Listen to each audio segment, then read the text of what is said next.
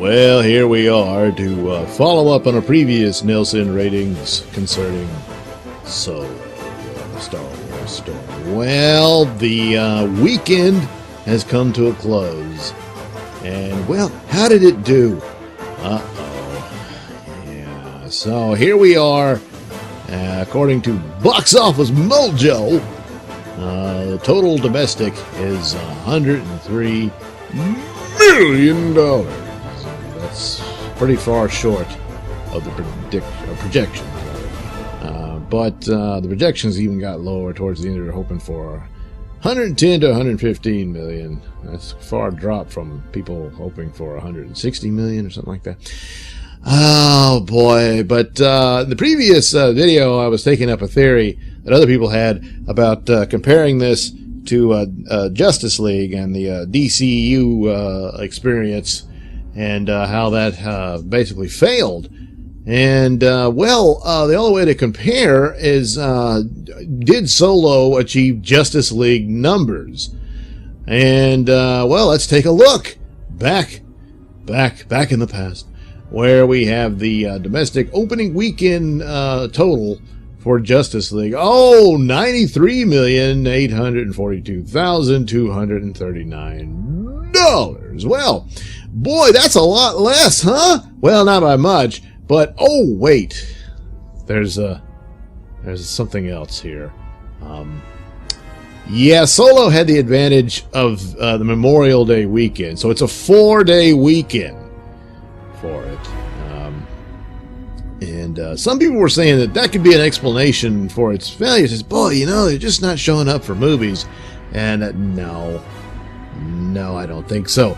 When you have more time to see the movie, like an extra day, that would increase the odds, I would think, in the movie's favor for people to find time to see the movie should they want to. Boy, there's a reason. Must be some reason why they didn't want to see it. And, there's all kind of excuses. Most notably, it's gotta be fatigue. I mean, this is a mere 5 months since the Last Jedi. Boy, it's funny how they miss the mark with these theories. But, this is the 4th movie in the Disney version of Star Wars, which started off very successfully. Force Awakens was a hit and did very well. Rogue One came along and did a lot better than this did, and so that was a successful movie. Then something else happened. Something changed. Last Jedi came along, and boy, it's like someone let the air out of a balloon. Oh boy, now it made money, didn't do as well as Force Awakens, but it made money and was profitable. But boy, there was a strange noise. It was weeping and gnashing of teeth from Star Wars fandom. Yeah, they just didn't like that movie. With all the theories, whatnot, you just can't possibly ignore the giant Death Star in the room, which is, of course, what Last Jedi did to the franchise.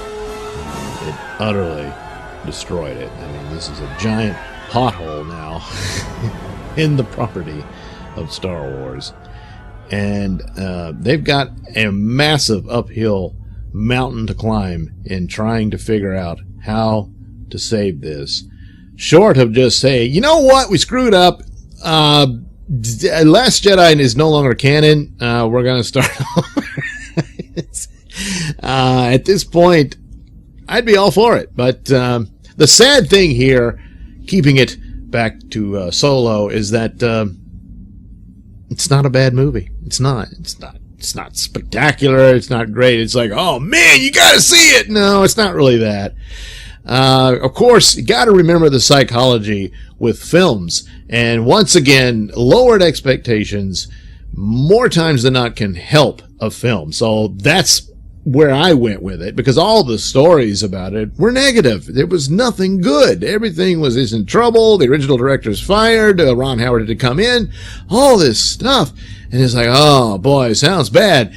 It had to have an acting coach for Alden Ehrenreich, and he couldn't do it and everything. And that he does a good job.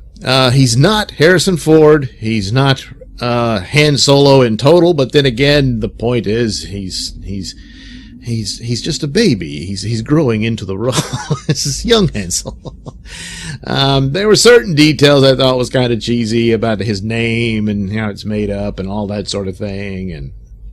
But a lot of the criticisms that I heard before I saw it was that, it starts off really slow and lags and then kind of gets going. And then, no, I didn't find that at all. I thought it moved at a fairly decent pace for the story. The worst part about it is, of course, the stupid SJW droid.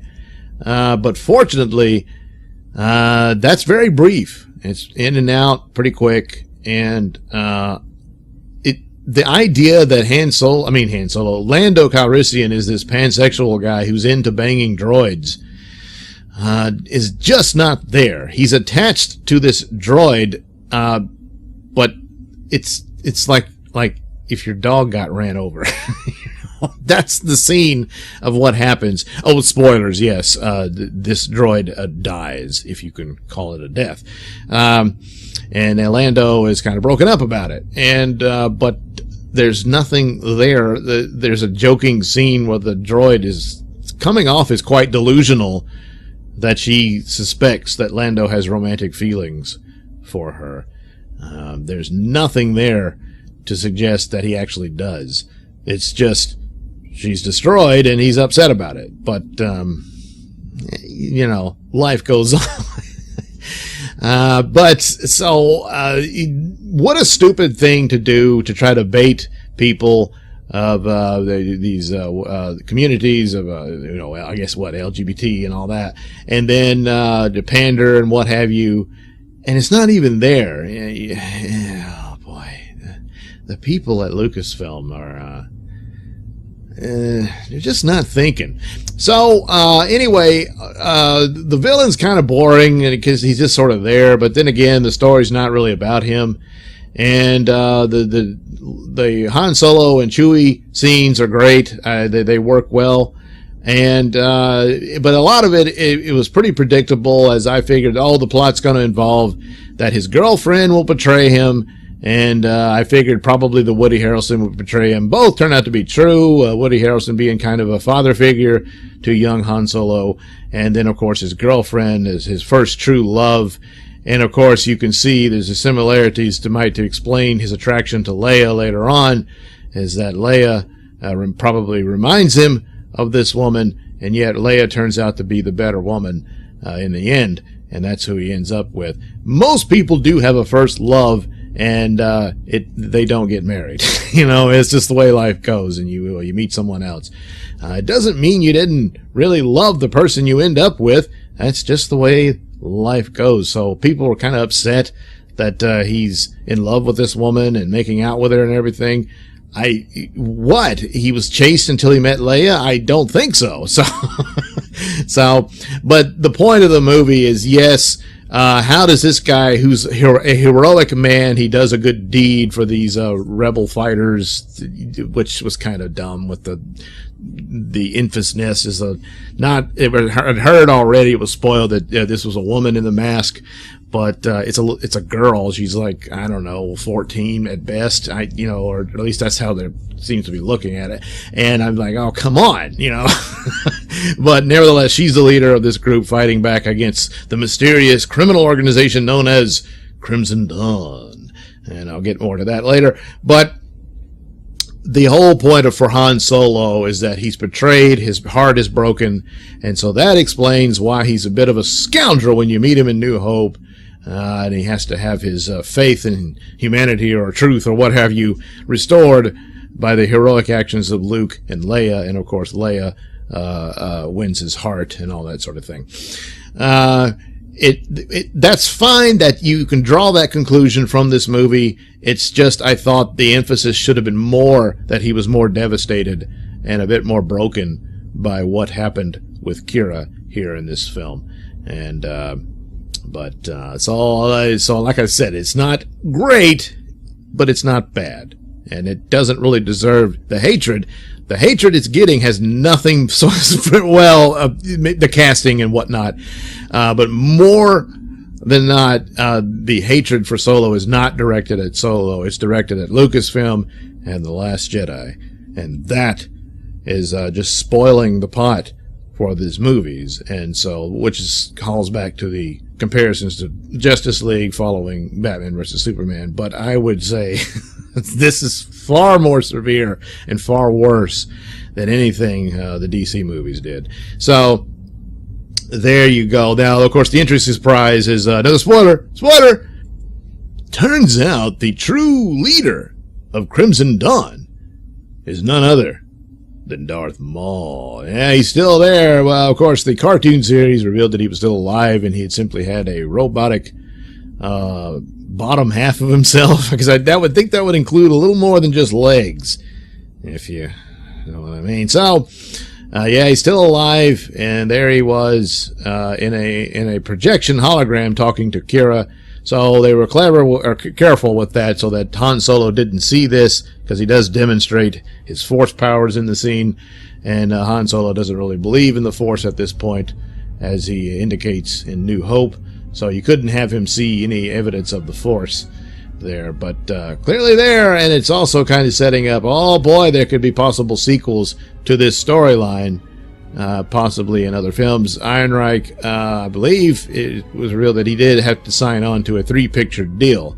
That works out. Should the film be successful, we'll want more out of you. Well, it wasn't, so who knows what that means. But then again, this Crimson Dawn thing could be a storyline filtered through the Boba Fett movie, filtered through the Kenobi film. So stuff like that could happen, and Ehrenreich could be a character who shows up in those, perhaps. But, well, we'll see. But anyway, that was, cool and everything. But, so all in all, an okay film, but not great, but certainly not bad, and not deserving of massive hatred. But again, as I said, the hatred it really isn't directed at Solo. It's not there. There's, yes, a giant Death Star in the room, and many media outlets in entertainment continue to ignore it, desperately looking for other explanations that are just not holding any water. So it's a shame, because as I said, I mean, if Last Jedi had been this slam dunk masterful film, or just good, didn't even have to be that, didn't have to be another Empire or anything like that, just had to be good, I think this film would do a lot better. And some would probably even be saying, oh man, I loved it. I don't see it in that stage. It's not there. So the ranking goes for the Disney films, Rogue One, number 1. And now I'm going to boy, this is kind of tough here, because I think in some ways there's less problems with Solo than there is Force Awakens. So now I'm thinking Solo takes the second spot. Because I hadn't even really thought of that until I'm sitting here too. So yeah, Rogue One, Solo, and Force Awakens. Because I'd always said the Force Awakens was a distant second to Rogue One, which still holds as the best of the Disney Star Wars. And Last Jedi is so bad it's not even on the ranking. So there you go. That's the rank of films so far from them. And boy, oh boy, does J.J. Abrams have a lot of work cut out for him. And I don't know how he does it. I really don't. But I guess we'll see, just out of curiosity. Perhaps morbid curiosity at this point. Oh boy. Yeah, somebody needs to really look at their leadership team for this project and make some changes. It's probably, but again, it's probably too late, because Last Jedi, man, that is a serious gaping wound in Star Wars.